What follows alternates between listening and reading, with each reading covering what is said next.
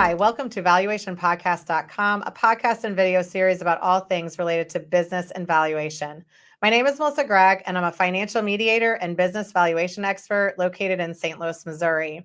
Today, I have the privilege of talking to Ben Towne, who is a CPA and another valuation expert. He's also the principal of Towne Advisory. He's committed to helping small business owners increase the value of their business so they can achieve successful exits and leave meaningful legacies. He's also located in San Jose, California. He's an expert on how to make more and work less and outsourcing for growth. Welcome, Ben. How are you?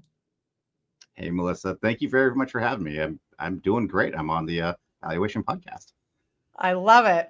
Well, we have had some good conversations about outsourcing, and I think we've talked a little bit about this, right? And everybody wants to make more and work less. But in the valuation world, we haven't been really successful in figuring out a plan to do that. And we also haven't been successful in growing younger people into this space. So we've had to be more nimble, be more efficient, be more creative, especially if we are not affiliated with a big firm. So for you and I, we thought this was a great topic of how to make more and work less.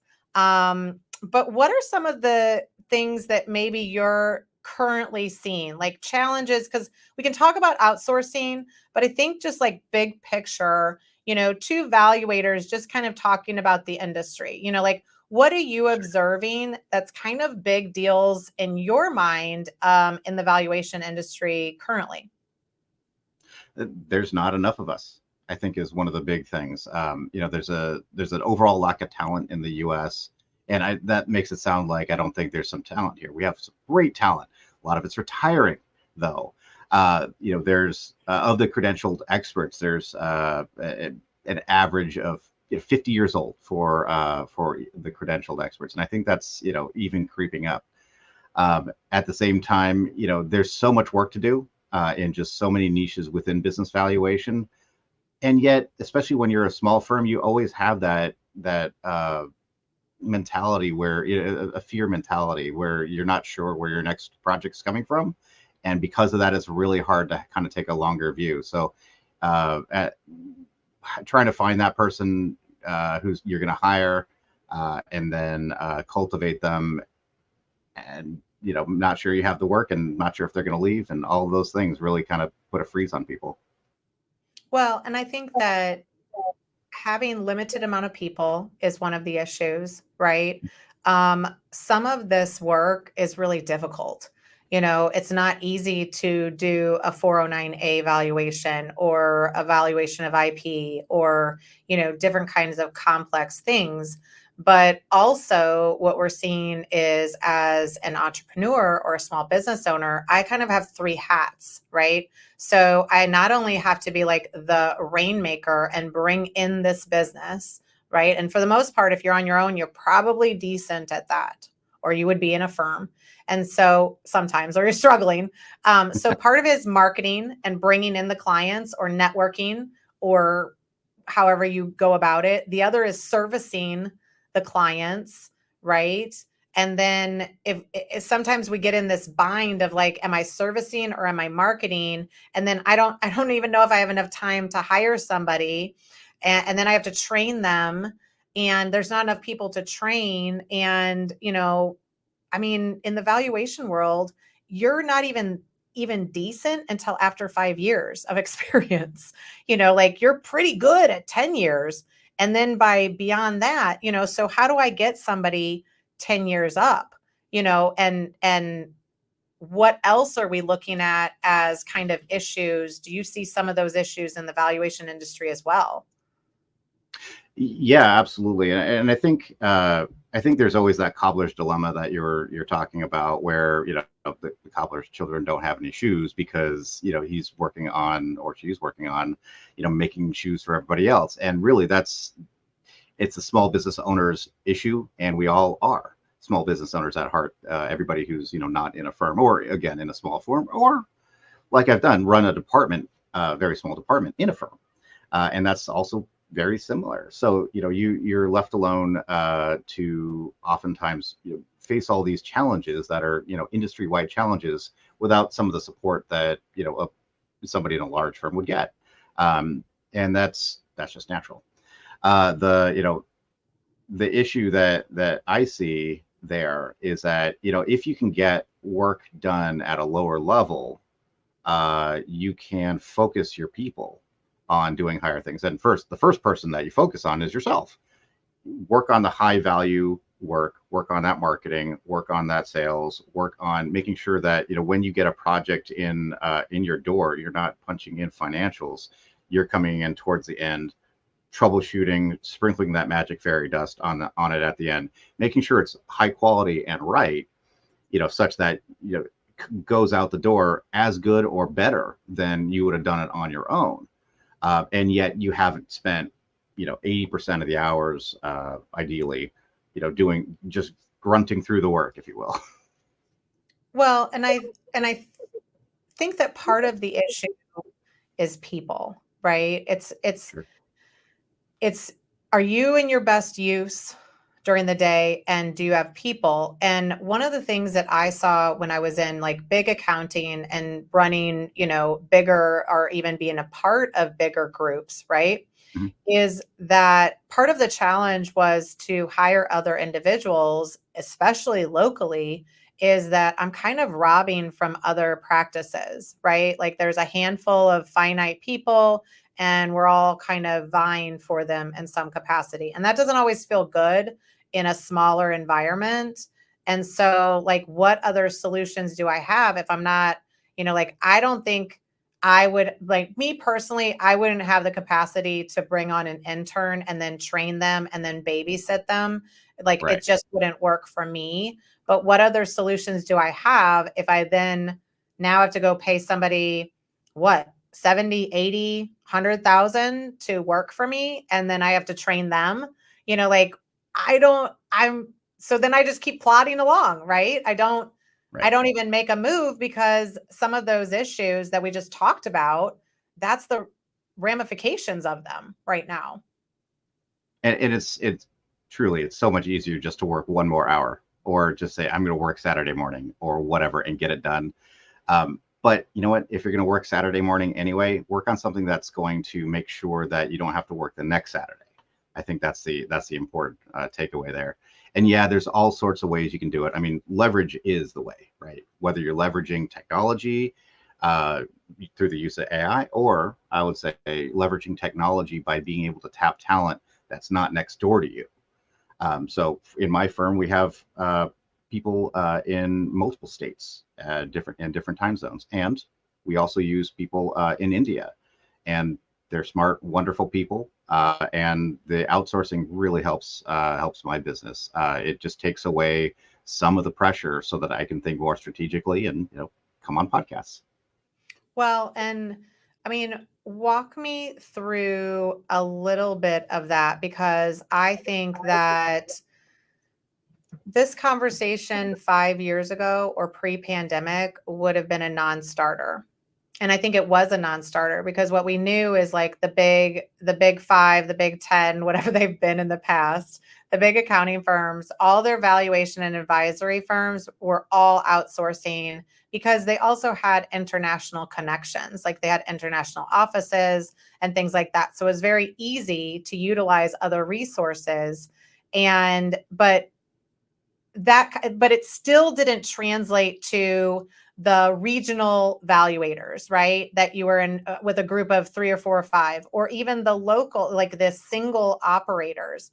It doesn't translate very well to us now post pandemic, and everything's online and AI is the king. Like, I think, an app could do the valuation very easily.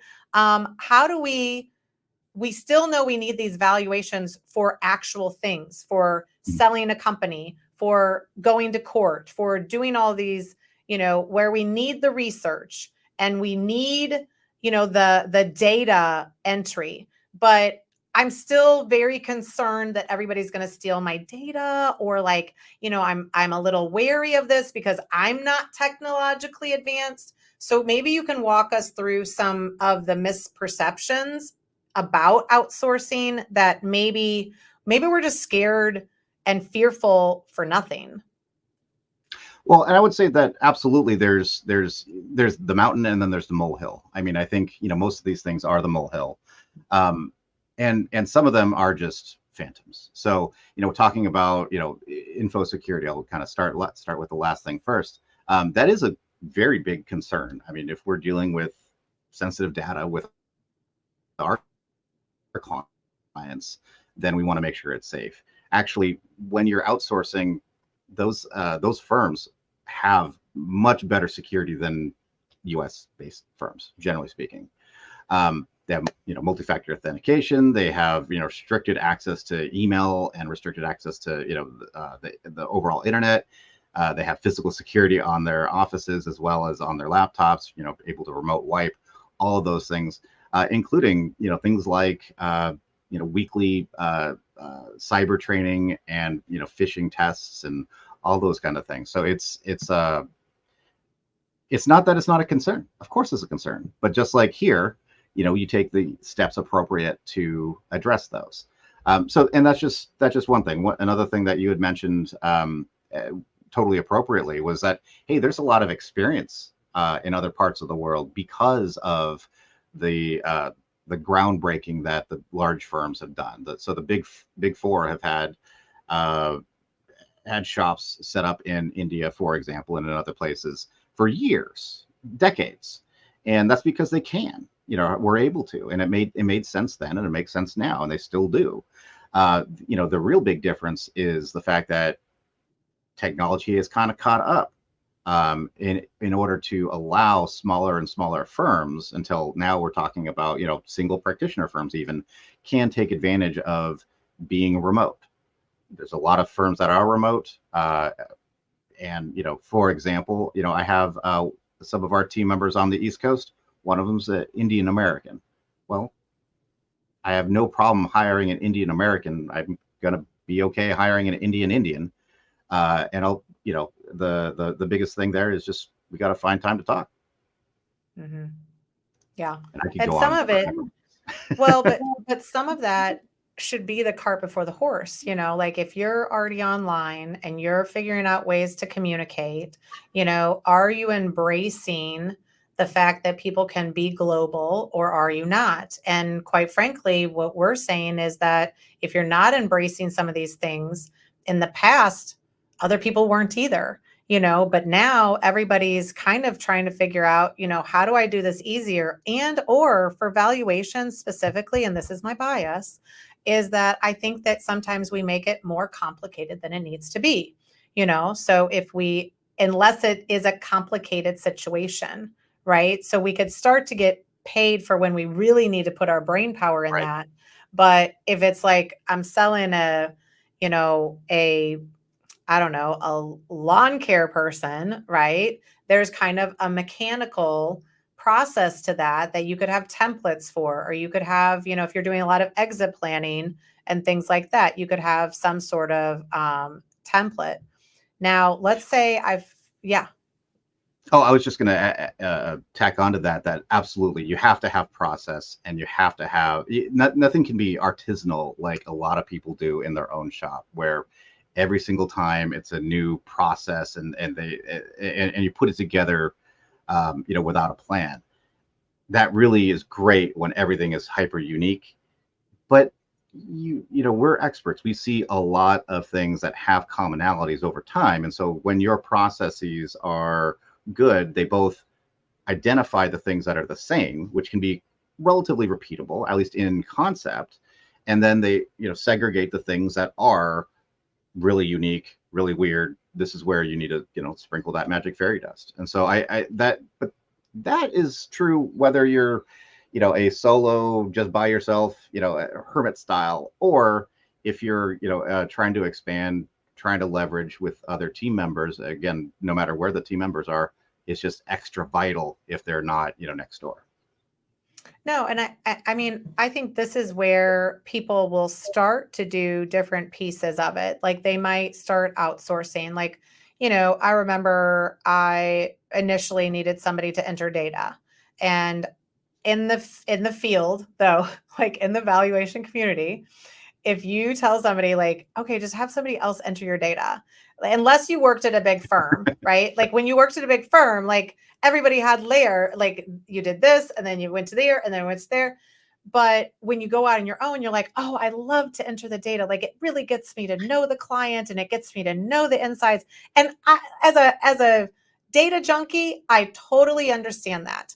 As an efficiency guru, I do not believe that is the most and for me, I literally start to enter in like revenue and then I'm like, what was that? Oh, what am I? Oh, I'm at oh, okay, cost of goods sold. Okay. Oh, I'm hungry. Where is that? So for me, it was identifying that like even if that was beneficial to me, that it wasn't the most efficient. And I think that you have to break your brain a little bit, but like why do these partnerships fail? Is it because I'm not clear about what I'm doing? Or, is it just not vetting the right partnerships? Like, how does this, because most of the time we do start to try to do it locally or like Mhm. with maybe sharing somebody. Like I remember whenever I had my firm at first, I was outsourced. I was the person. Like I was Sure. being outsourced by everybody. So I was doing everybody's report and they were just putting their own white label on it, right? Nobody knew about it. Yep. But where are you seeing these bigger outsourcing partnerships fail? Oh my goodness, that's. I'm so glad you brought that up. It's so common for us when we're brand new to get out there, and then you're the outsource for somebody else. Thank you for saying that on behalf of the industry. At the end of the day, once you get established, you have to make sure that you are partnerable on your side. First off, that does talk about you need processes. You need to have that lack of ego. We all need some healthy ego to do our jobs, but you need to be able to separate that from the fact that I need to do everything and get my hands dirty. A chef has sous chefs. They can't chop the onions and also plate everything and make everybody happy. And there's just too much work to do. And saying that I like data entry can be kind of true. And we're all data junkies, and I've said it in the past, but that's not what you're good at. It's not what I'm good at. There are people better at data entry than I am. What I'm really good at is coming along afterwards and reading that data entry and translating what story can I make out of this? What do I understand out of this? And so when that's the first thing, make sure you are going to be a good partner. And then secondly, okay, let's look at the other side. So the partner, when they fail, I would say first off is you're not finding somebody who has the same fundamental beliefs you do culturally, just from the standpoint of how you treat clients, how that interaction is. A lot of times it can be too transactional, in which case a lot of times that means that our relationships as the expert here, our relationship with the client isn't valued enough, I would say, by the outsourcer, and so there's kind of that lack of, I don't know, lack of understanding. Um, but I would say a lot of times, just like with partnerships in the U.S. or as you're alluding to, people in the U.S. outsourcing to other people in the U.S. It's the same issues you have with leveraging and having U.S. based partnerships. When there's a lack of respect for the other person's time, effort, the fact that they're a person and have a real life, that really breaks down the trust factor. And once you have that broken, it doesn't come back. And there's a lot of times where, and I'll say, particularly, guess what? Indians don't love getting screwed over by people who are not Indians. Well, anybody, obviously, but there's a little bit of a history there. That might be a little bit of a sensitivity. Please don't screw people over and make them work, overnight if that's not what the deal is. Call them up at 2 a.m. their time. Come on, be respectful. Yeah. Well, and I think that if we can go back to the conversation, whenever I did start out, I had relationships with a couple different firms. And so what I did was like, okay, they could, I knew what they were charging. They were charging, $5,000 for evaluation. And I would say, okay, I'll do it for you for two. And I'll do everything.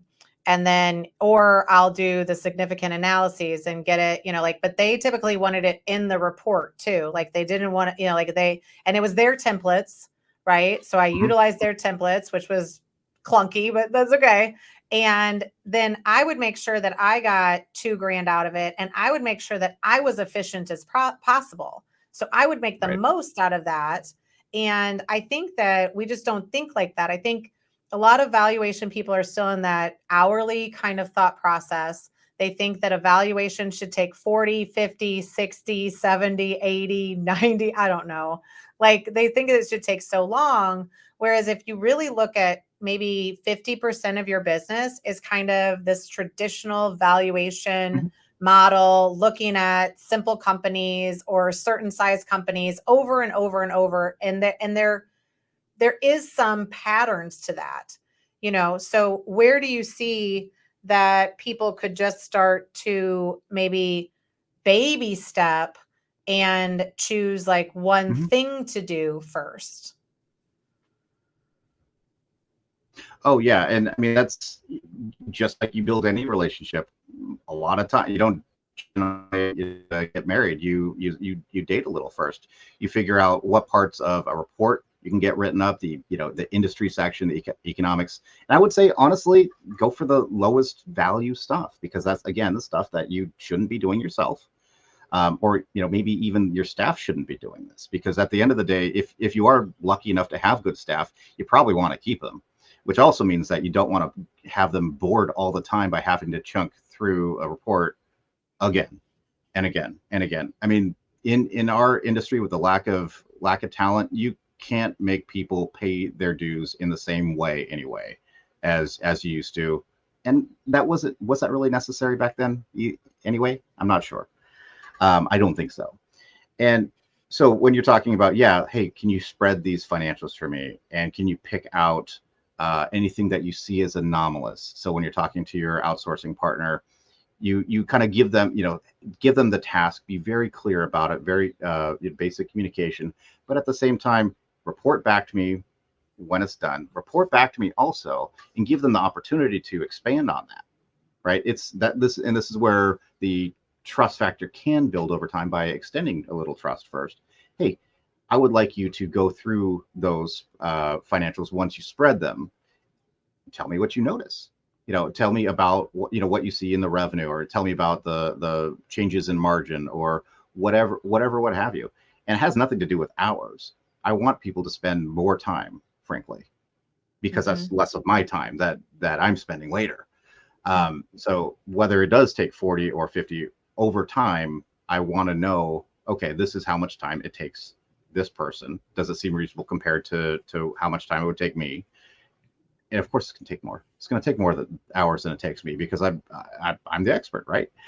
Um, but that's how you get to getting your foot in.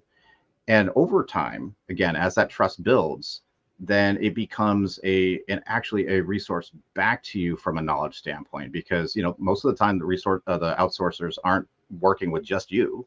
They're working with multiple clients of theirs, multiple firms, and of course they're not sharing anything in between, but they do get to see best practices all over the place, and they get to see even more businesses and even more templates and even more whatever. So they may have some suggestions for you over time. And again, once that trust level is there, they, that other person can feel like they can, provide you an alternative. Hey, you do it this way. We've also seen it done this way. What do you think? Great. You know? Yeah, I think you have to start re-looking at how you do work because just like I said earlier, the 5, 10, 15, 20-year regime was the old regime, right? It was like, oh, you haven't done your time. You haven't done 10 years, so you probably don't know how to do it yet. I can't have you be a manager or a supervisor.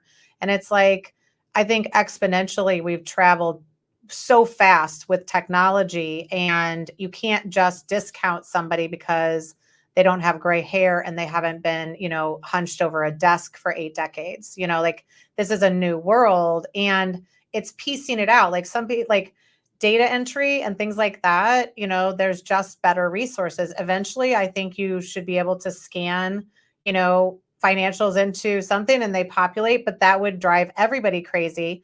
Almost like, I think, one issue that we could kind of talk about, which, everybody's been doing valuations the right way, the same way, like, this is how I do it, and then this is how you should do it. But I think a big piece of why they don't let go of the reins and they don't involve even hiring people, much less Mhm. outsourcing, is because they may have some issues about the ethical concerns around outsourcing, and if they're violating their standards, or, things like that. So is that a real concern?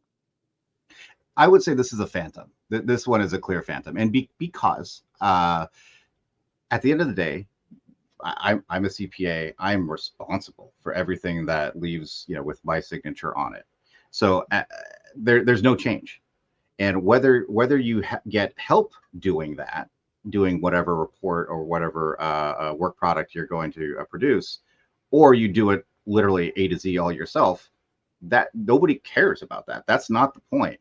As long as they're adequately supervised, that's what's important, and that's what complies with the professional ethics of the profession. I Yeah, I see it all the time where somebody gets tripped up by that, and there's just no issue. Period. There can be disclosure issues. We have on the tax side, of course. There's things about you have to get specific sign off by clients, etc. But in valuation, the bar is pretty low, frankly, about disclosing to your client, and you do absolutely do. Um, my clients don't have any problem with it, frankly. Yeah. And I think that I've seen enough corporate disclosures and or I should say, big valuation corporate engagement letters that have entire, little lines that say, I could outsource my work. And we put it in the engagement letter and say, Right. like, that we're going to get the work done however we do it. And you shouldn't worry about it. And we'll sign off on it. But I think if people have some concerns, then they would just need to, either do some research, or, understand that it's their own kind of limiting beliefs, maybe around that particular issue right now. Exactly. Okay, so one of the things that we thought was pretty interesting was some of your story. And I think that a great way to talk about it, and it maybe it's like a case study, right? Like, you could give us some idea of a way that somebody has gone through it, and that somebody is you. But, like, how did outsourcing really help your operations, and what are maybe, like, a path that people could see that they could also traverse as well? Yeah, yeah. So let's start with the kind of the bottom line up front. How's it helped? Obviously, I wouldn't be here talking about it if I didn't think it was a very big positive in my business and other people's businesses as well. Kind of going back to the work less and make more money. Um, you know, Making more money is measurable. That has happened. Our gross margin has gone up. That's been wonderful. And really, the work less is the working less on things that I don't want to work on. So actually, my business has gotten more fun to run. I actually enjoy it more. I mean, I've always enjoyed it, but there's less grind to it. It's not absent, but there's less. Again, able to go off and do more fun things. I volunteer. Actually picked up a hobby the last couple of years. That was amazing. I The don't know what that is. I would love that. Right, yeah. I was just blown away. I'm like, oh wow, I can actually do a thing that's not work and not even family oriented. That's Yeah. that's that's the hobby for a lot of us. Um, but getting what I find is that there's a different unit of account when you're talking about outsourcing. You can buy time and effort by the hour, by a relatively small amount of time, and you can do that without hiring somebody full time, for example. Now, I don't think that they're mutually exclusive at all, and I don't think because, for example, in my business we have employees in the U.S. and we also have team members in India, but it gives us a lot of flexibility for how to staff up, how to deal with bulges in business and that sort of thing. So that's been huge. Quality actually has gone up. Or at least I'll say that's my gut feel, because there's so many more people in the process looking at it at various levels and making sure that that prior level is satisfactory. So by the time I get to, and I'm just talking about the analytical side, get to a project, I can say, yep, that looks right. That doesn't look right. We can tear it apart. We can figure out why the methods are 300% different and fix it. Those sorts of things where I don't want to have to be worrying about the details, and I'm not at all worrying about the details. That's amazing. We get things done twice as fast. Nah, not quite twice as fast. I'm still a big bottleneck, but literally our work schedule is 24 hours a day, which is great. I mean, so it's something that would normally take us 2 weeks, we can actually do in a week, or multiply that out a couple of weeks. It's amazing. So yeah, freedom to think strategically and write and guest with you, and freedom from working till 2 a.m. and doing boring work and having too many priorities. It's been good. But how do I get from like where I'm at, right? And because like I'll even give you my perspective, because I have somebody that started as that person, right? And was just helping Mhm. me, and that has still been with me and is amazing. We work great together. For us to then add other people, we've just felt like it's better to partner with other groups. So like, how do I go from here to there? Like, what's the tangible tactical steps that I like? Like, I don't even know where to start in this Mhm. process. You know what I'm saying? Like, what would I really need to do? Or are you helping people figure this out? Like, I don't even know where to start. Yeah. Well, and let me start, a little bit with the story of, Towne Advisory. So we've been in business for about 11 years, and have always been kind of a traditional firm, if you will. The only untraditional thing is that we've always been remote, even before COVID. Uh, and that's kind of broadened horizons a little bit. So Mhm. when we found it to be hard to leverage up that second layer of person, we call them project managers internally, uh, there just wasn't anybody that fit the bill, really. And so over time, we used vendors in India, and to more or less, success. There are a number of companies out there who are professional outsourcing firms and that only, focus on the U.S. So tried several, more or less success. But I loved the concept. The concept really stuck, and the potential for it really stuck. And so when I found the right person, Nishant Soni, we partnered up. He's one of the directors. I'm the other director of our subsidiary firm, Assurant Advisors in Ahmedabad, India. And we just went forward. About 2 years ago, we set up a subsidiary company. I'm all over just like you do in the U.S., where now I'm on so many lists with as a CPA and business owner, et cetera, et cetera. I'm now on all those same lists in India with the MCA, et cetera. And it was a long road, because you think compliance in the U.S. is bad. It's actually much, much worse in India, believe it or not. But have gone out there, worked on the banking relationships, worked on all of that stuff. It's been a long road. So I'll just put a pin in that for a second. Now at this point, there's a lot of talent in India. The Big Four have trained people for decades, and the business schools are oriented. There's as many business schools there as there are here on a per capita basis. And don't forget, they have 1.4 billion people there. So there's very well trained people. We've hired some of them, and we've worked exactly in the way that I've suggested earlier. That look, you start small and you grow the expertise. Now we are helping out other firms do the same thing, and so if somebody wants to call me personally or email me personally, I'd be happy to talk them through the process. It's not easy. There we go. On the other hand, we also help as one of the outsourcing vendors as well with Assurant. Well, and I think that everybody needs to start streamlining what they do. The prices that we could charge in the past probably won't continue. But I think also I think I've seen valuation become more strategic and really be using valuations to make critical business decisions.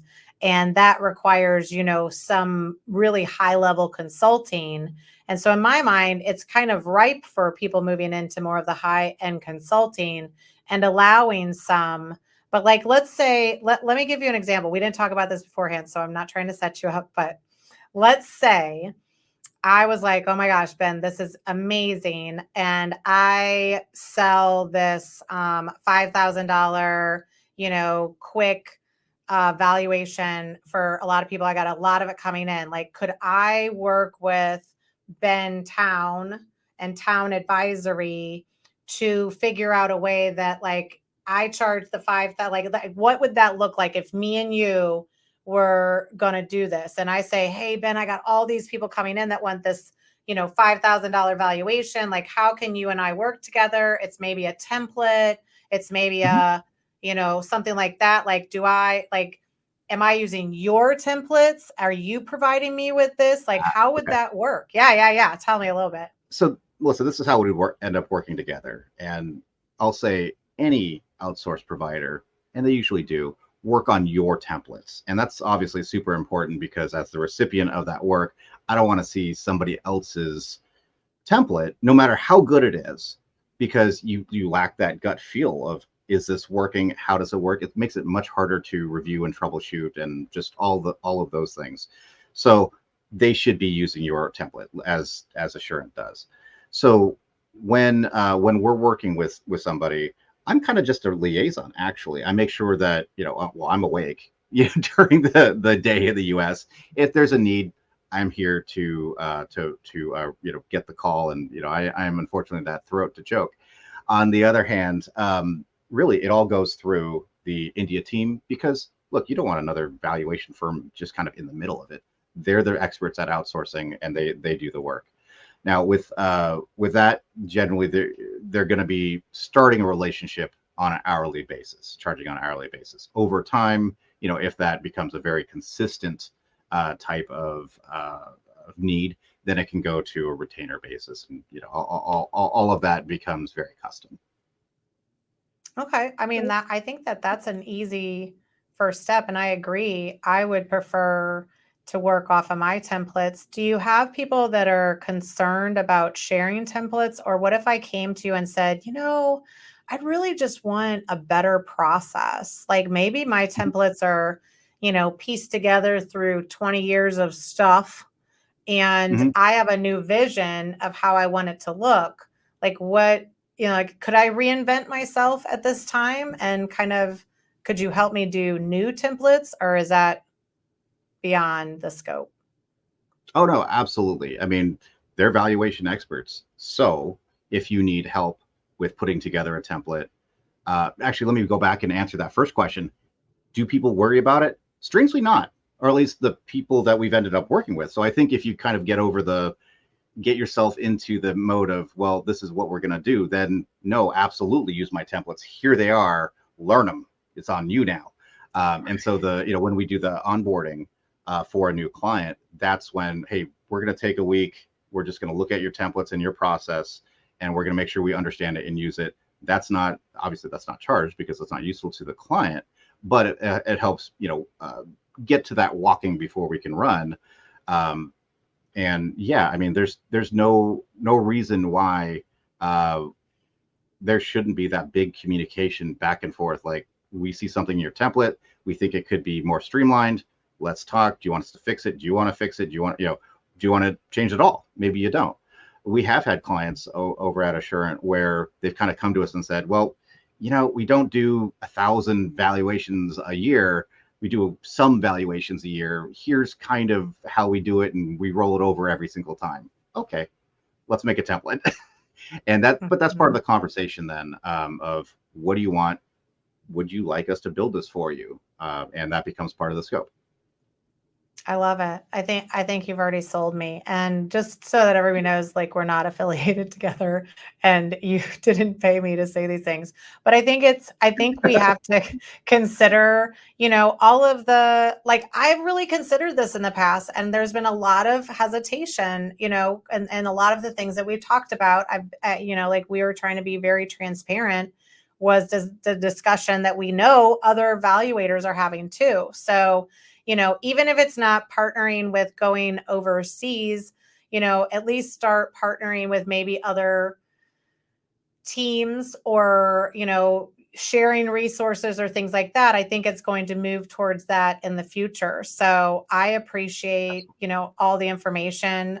Do you have any other tip that maybe you would give to everyone, or ways that they could reach out to you, or anything else to provide as we kind of wrap this up? Sure. All I would say is that because of the way our industry works, we have to get really comfortable with the way we do things. And sometimes we get too comfortable with the way we do things. And there's a lot of suppositions and positions in your brain that may or may not actually be reflective of life. And at the end of the day, people in other countries are people, and they are, there's a heck of a lot of good ones. Just get over it. Well, and I think if you open the doorway for some of this, for actually in your valuation land, if you're hesitant, start doing it for marketing, like, do it for something, because like, Yes. the world is just too wide open with the internet now. Like, we really don't have to be just excluded to working in our area or even in our country. And I think that the more we embrace that and really stay, like you said, in our lane of what our secret power is, then we can allow other people to do some of that other work and make a good living for themselves. Like, I think it would be valid to make partnerships with other people around the country that are doing good work, because then you have kind of a dedicated person, even if somebody else is managing them, right? I think that Right. mostly we don't want to manage, like, I don't want to manage a full staff. I don't think that's a soft life. I'll let you do that, Ben. Right. Well, and that's it exactly. I'll let Nishant do it. There you But if you do want to reach out to me, it's btowne@towneadvisory.com. That's BTOWNE, or btowne at Assurant Advisors, ASSURENT advisors.com. Okay, we'll include that in the description, and I'm sure people will reach out to you to have more discussion about this. So we look forward to seeing more information. And, if you have a guide or anything, I'm sure people would love that. So, but we appreciate all of your amazing information. Reach And out. I'll give it to you. there you go. Would love it. So, hey, reach out to him. He's got a guide. So we appreciate you. And I know you are even more a wealth of knowledge of how to actually outsource into India. I don't think we covered it to the depth or breadth that we could, but this is maybe just an entry point. And if people are more interested, we could do something that goes more into depth of outsourcing. So we appreciate you and hope to see you again soon. Oh, this was great fun. Thanks.